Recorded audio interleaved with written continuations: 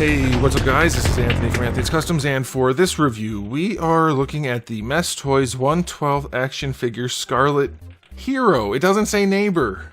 I'm pretty bummed out about that. I really wanted it to say neighbor, but it doesn't.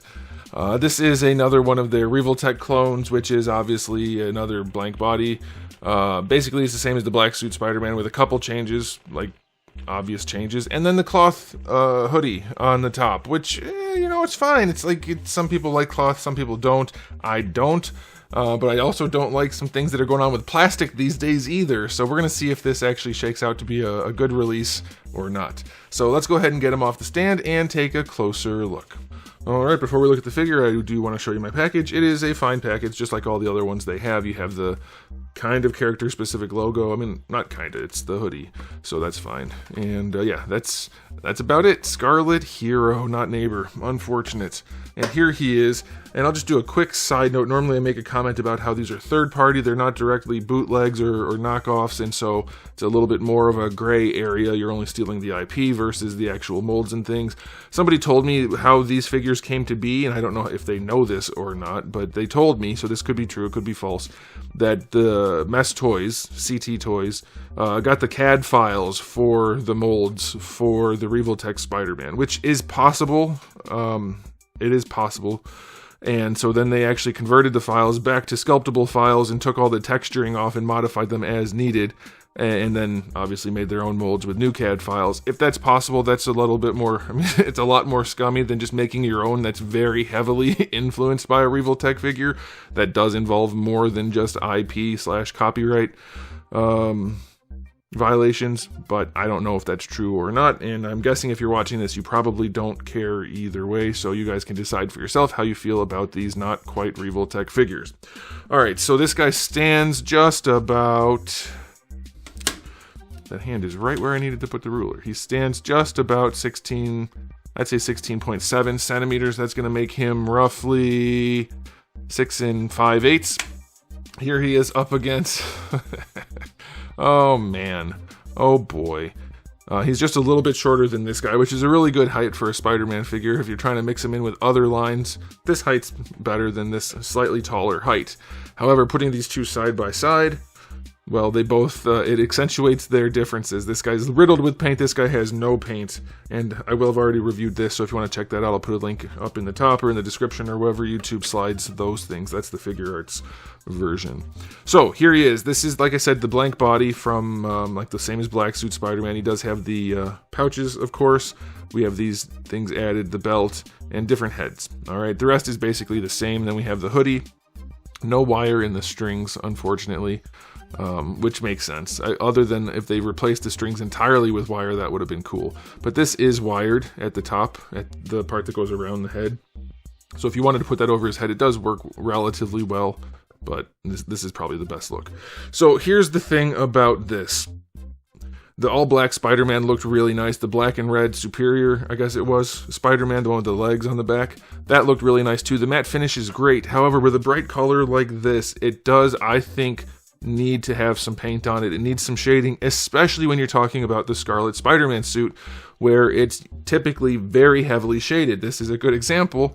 Obviously, this figure is a pile because of what they did with the articulation, and you don't have to go this far, of course. You could do like the Mayfix, where there's at least some shading, but even still, this is probably the best way to go. The comic style shading on this particular design is the way to go. For me, the bright red just loses the look of the figure. The bright red, bright blue without any shading, or of the character, it loses the look of the character. It's not that dramatic, heavily shaded thing, and so to me it feels unfinished. For me, this is the least good of the bunch so far, just because it doesn't capture the essence of the character anywhere near as well. Let me know what you guys think. Let's do a question of the day. For Scarlet Spider, are you good with just plain red and plain blue without the heavy shading? Because like I said, for me, it's kind of essential for this character. That would be like Nightcrawler not having the heavy shading on his face. It changes his look a lot. Only for this guy, it's the whole body, so Other things, aesthetically speaking, like the body's still fine. It's the same Revoltech style body, so it looks fine other than the long torso. The soft goods are actually done pretty nicely. I don't mind them, other than the fact that Revoltech style shoulders and soft goods not a great pair because it gets stuck underneath the arm a lot when you pose it around, and it can get really annoying. And you can deal with it, of course, but that's a thing to deal with, and so you might want to be aware of that. But yeah, he'll look fine once he's posed like all the other ones, and we'll talk about the articulation in a minute. But he does lack something, at least to my eye. I don't love Scarlet Spider in the bright red only.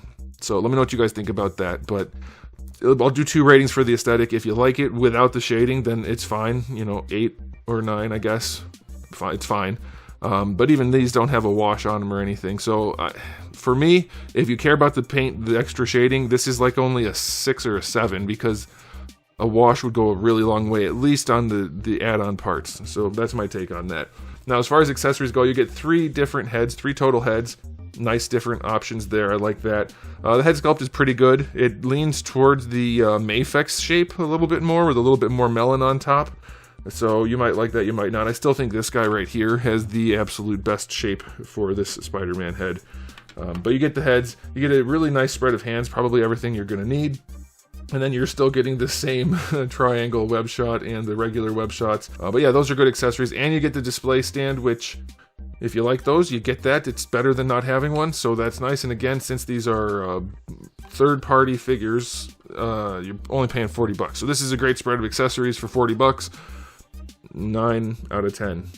Yeah, I still think a wash for this guy in particular would go a long way, and at least some line work around the mask or something to make him pop. The bright red and white is just not what I'm feeling. Alright, let's get into the articulation. I'll show you, and we'll see how it works with the shirt. It should be fine, but we'll see. So it's the same standard Revoltech articulation, so super dramatic posability there. He does have that extra long neck. It doesn't lean to the side much, but it does lean some, the neck itself.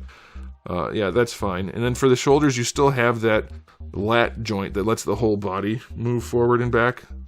And that's fine, it still works, but you can see we're already fighting with the shoulder coming out of the sleeve. That's kind of frustrating. I really wish they would have just done a new torso rather than the soft goods.